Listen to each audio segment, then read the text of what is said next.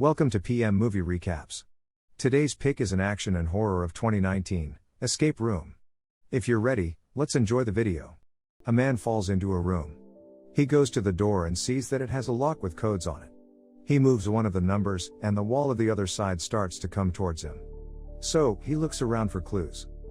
A book tells him to look at time. In various paintings, the people's hands are placed like the hands of a clock.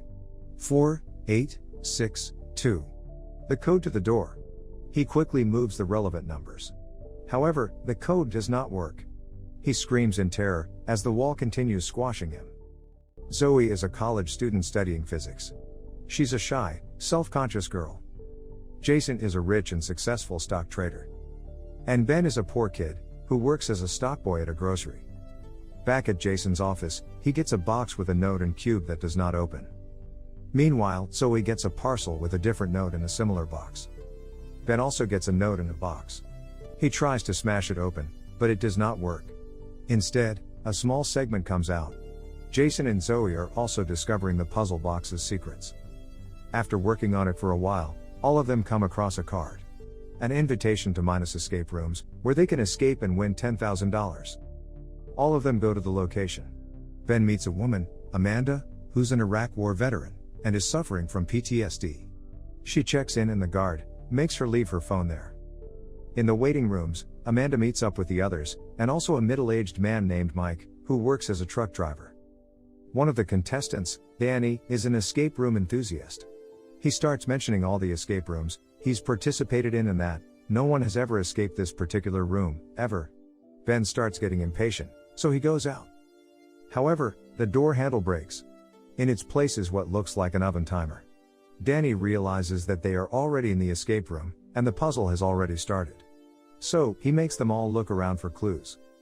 Mike finds a screwdriver in Fahrenheit 451. Seeing this, Zoe puts the dial at 451 degrees. Suddenly, the roof starts glowing red hot with heat. The windows also board up, and the heat increases on most walls. Amanda starts panicking. Therefore, Zoe helps her get some water. She sees an instruction to use the coasters. Everyone presses on it, and a painting reveals a duct behind it. Jason goes first until he comes to a grate. So, Mike goes in with the screwdriver he found earlier, and Jason uses it on the grate and steps out. Amanda goes next, with the others now using both hands on the coasters, while the heat is slowly affecting them all. So, Zoe brings in glasses filled with water to put on the coasters, and that seems to work. Meanwhile, Amanda, having to crawl in a small vent, is suffering from a combination of claustrophobia and PTSD. So, Zoe goes inside to take care of her. Ben and Danny continue filling the glasses. However, they don't have enough water for the final glass, as Amanda drank that earlier. While Zoe pushes Amanda forward, Ben and Danny face a new hazard. So, Ben quickly pours all his alcohol in the glass, and they escape through the vent. Just in the time too, as a gas stove descends down, and burns the table away, almost hitting the people in the vent too. They arrive in what looks like a cabin. The door has a lock requiring a 7-letter word. Mike points out a signboard saying you'll go down in history. Ben notices some letters all around the cabin, and thinks back to a Christmas song he and his friends sang, just before getting into an accident. The song says Rudolph, so they try Rudolph. It works. They all step out of the cabin into an extremely cold place. They all left their jackets in the hot room. Danny steps out onto the ice, until he hits an invisible wall. The wall releases an icy air, and the cabin door and windows close. So, they start looking for clues. Amanda finds a single coat, which she gives to Zoe to share one by one. Mike finds a dog staring at the trees. From there he retrieves a fishing pole. In good timing, Ben finds a fishing hole. Zoe also finds a compass in the jacket. She follows north and the compass changes directions, to point towards an animal stuffing. From there, she retrieves a magnet. She attaches it to the line and they drop it into the hole. Jason is eyeing the jacket and he asks it from Zoe, who willingly gives it up. The magnet attaches to a box which they pull up. Suddenly, the ice breaks from under Danny, and he falls through. The water has a current, and he gets pulled around in there. The others can only look helplessly, as Danny drowns. Everyone is in shock, and they realize that this stuff is real. They put their hands over the icebox, while waiting for the ice to melt. All that time, they pass the jacket around. The key finally comes off, and they put it in the door. However, A door opens on the other side of the room, and the ice starts to break. They barely make it in. The next room is a pub, but upside down.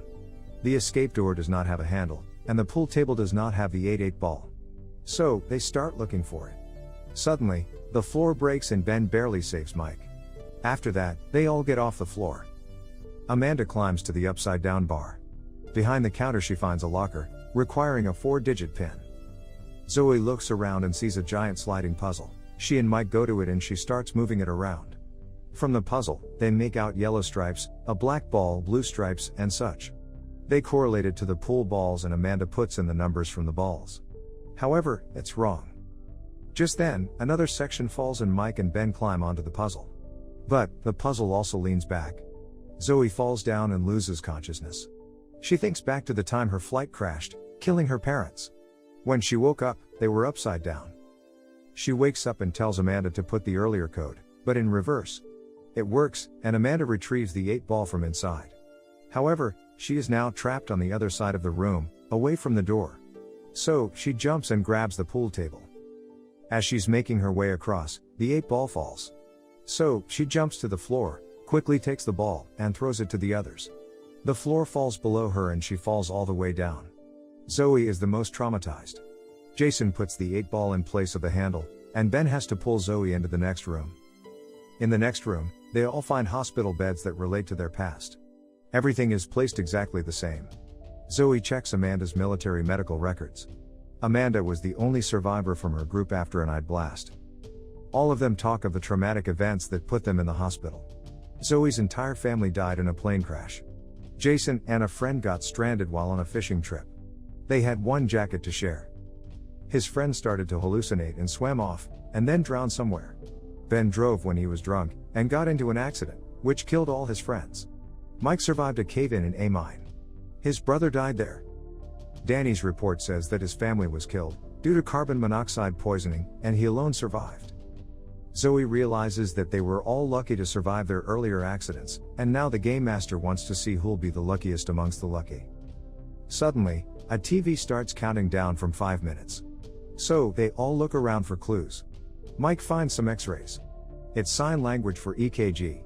Zoe is tired of playing by the rules, so she starts breaking the rules in the cameras. Jason sees a cylinder of poison, and realizes what will happen when the time ends. He also finds an EKG machine, which they use to monitor Mike's heart. Meanwhile, Zoe is smashing things all over the room, to find another way through. Since Mike's heart rate is not high enough, Jason pulls out some defibrillators. Mike is scared, but Jason convinces him to do it. However, the high heart rate is still not enough, and Mike passes out. The time runs out, and the poison gas releases into the room.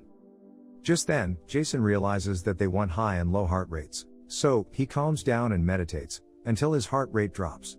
It works and a vent opens up. Jason quickly escapes inside.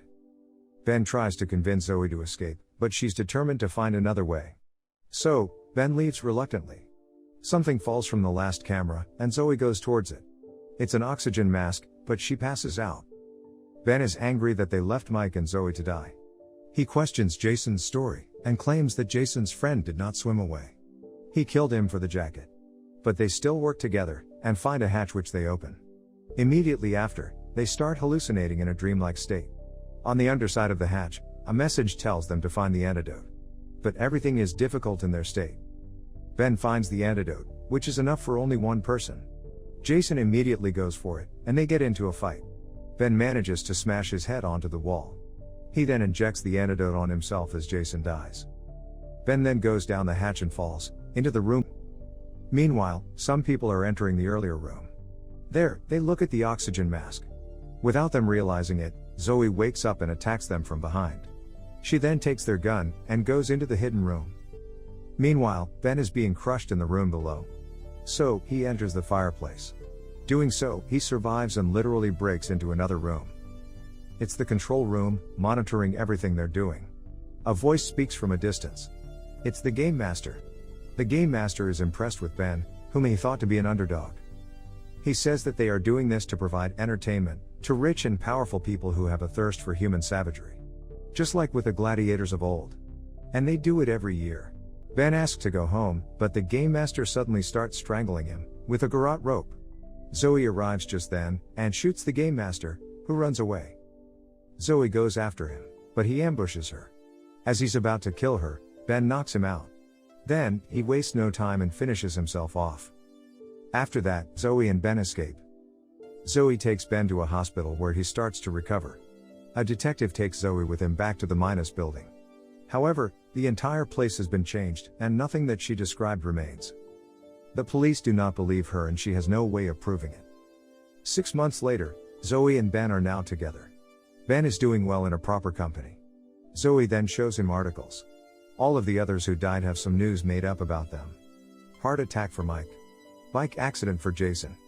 Drowning in a lake for Danny. Rock climbing accident for Amanda. Zoe then brings out the Minus Group's logo, uncovers numbers on it, coordinates to an unlisted building in Manhattan. So, they both decide to take a flight there. Plane, that has turned into an escape room. The hostess uses clues to enter the pilot's cabin, where the 2 pilots are dead. She tries to pull it up, but the plane crashes. However, it's just a simulation, in preparation for the actual game. A man in the shadows shows Zoe and Ben's flight number, which they need to intercept for the next game. Thank you for watching, but before leaving please make sure that you click subscribe and turn on the notification so that you can enjoy watching more videos like this.